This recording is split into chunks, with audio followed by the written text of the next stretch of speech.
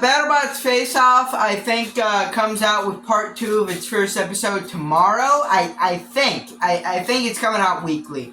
But anyways, so I wanted to do something, because we're basically doing, like, once a week, we're doing a video on robot combat. It's not really official, but just kind of happens that way. And also, like, Drama Well's a little dry right now, I'll be honest.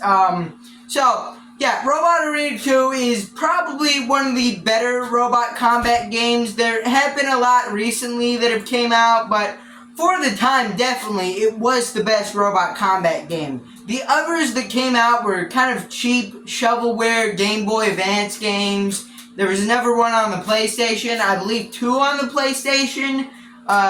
Both of them were kind of mediocre, but Robot Arena 2 was really when it clicked all into place. And you may be saying, why not Robot Arena 1? Well, Robot Arena 1 wasn't really that good of a game. The AIs barely moved. It really felt janky. It felt like another piece of shovelware, but the developers, Gabriel Interactive, which this actually seems to be their first game. Apparently they were, like, parent-owned by Atari, which, you know, will kind of come up later, but anyways, their first game was Robot Arena, then they released Robot Arena 2.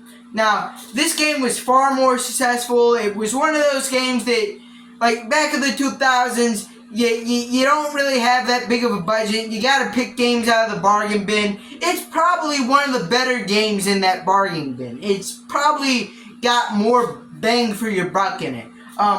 There was this whole, like, robot builder that was very expansive. AIs actually were somewhat intelligent. There are, of course, all those montages of them being kind of derpy and driving into the pit.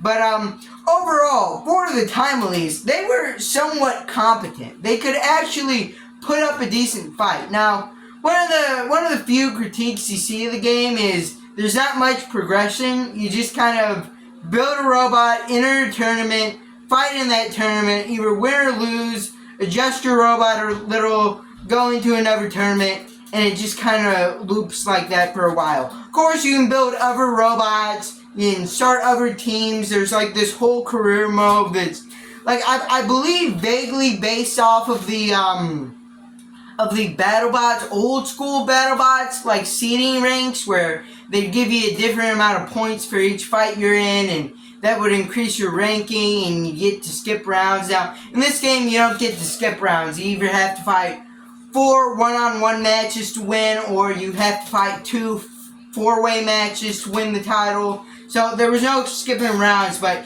you could gain points from either damaging your opponent or just flat out winning. And if you had the most points, you get the Golden Saw Blade. But again, the Golden Saw Blade really did nothing. It was just kind of a graphic. Yay, I won the graphic. Woohoo. And then you just go on to win the next one. So, really not a whole lot of progression, but in a game like this, you don't really need it. With such a simple concept of the robot builder, which, you know, I just called it simple, but it was actually kind of expensive. You could actually, like, throw 3 hours away on the game just toying around with this, building a robot, maybe call over a sibling, have them build a robot, fight against each other. You'd actually, it's a decent waste of a few hours, honestly, if you got them on hand.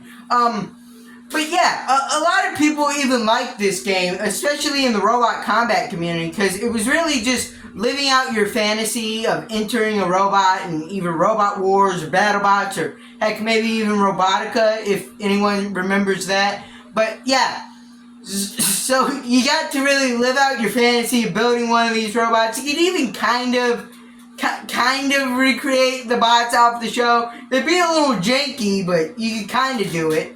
But yeah, so it garnered a pretty cult-like following. It even got a mod called DSL, which most of the fandom has moved over to, because it's basically a completely different game. It has all new parts. It kind of has a different style to it. It's basically a total conversion new game. And even on top of that, we got another new game built on top of that with the DSL IRL mod, which most notably added flamethrowers to the game and a bunch of other parts that allow these bots to be even stronger. And this is where most of the tournaments you'll see spent around this game. Most of the tournaments you'll see on YouTube, not this one. This is something different we're going to get into a little later. Most of the tournaments of original robots are mainly played on this version of Robot Arena 2. It's DSL IRL. But there were also mods of robots from the show, like this being the Robot Wars mod. There was also Robot Wars Series 2 mod. I believe Jim Jamatic, he hosted like a podcast on Robot Wars. He made a Series 2 exclusive mod of Robot Arena.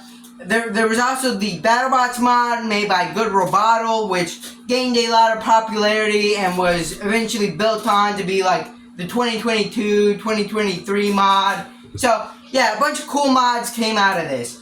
Now, Atari went under, basically killing Gabriel Interactive with it. So, basically at this point, they made a few other games, none of them really leaving much of an impact. None of them really reached the same cult level following as Robot Arena 2. So it looked like this be the death of the Robot Arena series, and it purely be like pushed onwards by the fans. Until 2016, when Robot Arena 3 burst out on the scenes. This was going to be developed by the same creators, which I don't know how you do that. Didn't you die? How'd they come back? How'd this company come back to life to do this? To make this utter monstrosity? Arguably, this is worse than the Robot Arena 1. Because, you nailed the format. You nailed the format last time. How did you then take what you learned from that, then messed it up?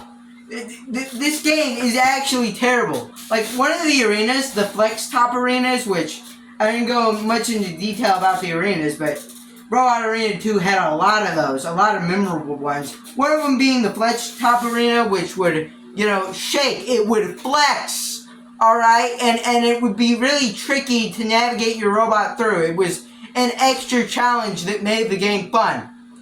They added this arena in and didn't make it flex. It's just a circle now. They just never thought to code that in. Yeah, so this was released on early access. People were like, and then they updated it a little and they're like, okay, I see what we're going here. Then they say it's finished. It's finished. They didn't change anything from early access. They just said, hey, it's finished now. It's a full game. Buy it. Apparently this was to capitalize on a Steam sale, which already sounds kind of scummy, and they said, don't worry guys, we're going to update it going forward. We're going to take in some of your complaints. They didn't do that. They left. The last post was in 2017. They're gone. They're gone with the, how much money do you even think they made off of this? Not like a lot. Not a lot of money had to be made off of this. They took off with their, $600 they made off of this and ran, as far as $600 will take you, which is, in this economy, 10 miles. I don't know why no one caught up to them and beat them up for this, but, yeah. So this game is kind of regarded as maybe a scam at this point. It is genuinely one of the worst games ever made. It is incredibly scummy that they even made this. By the way, I didn't even mention how the game literally, steals your robot. If you enter your robot into a tournament, the tournament system is about the same as the last game.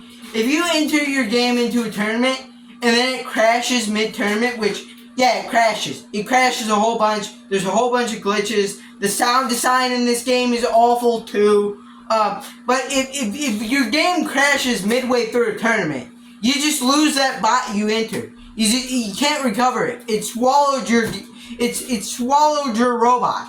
There's been people that have been fully soft locked out of beating the campaign mode.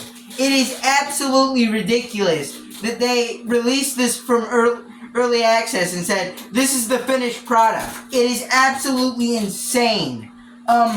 But yeah, at this point, everyone's tried to move on and forget Robot Arena 3, and it's mostly just the fans keeping Robot Arena 2 alive with mods like the recently released 2004 Robot Wars mod that actually has a lot of robots in it. It's a little different from this Robot Wars mod, mostly in just the appearance of the game, and also a lot of other robots got put in there. Like a lot of fan-built robots were put in there as well. I believe there's like 700 robots in there, which is absolutely insane. So yeah, if you like BattleBots, if you like Robot Wars, I'd recommend tracking down Robot Arena 2. It's a little difficult nowadays. You gotta go through a lot of different hoops to get to it, but if you can stomach all of that, I'd honestly recommend it if you're a fan.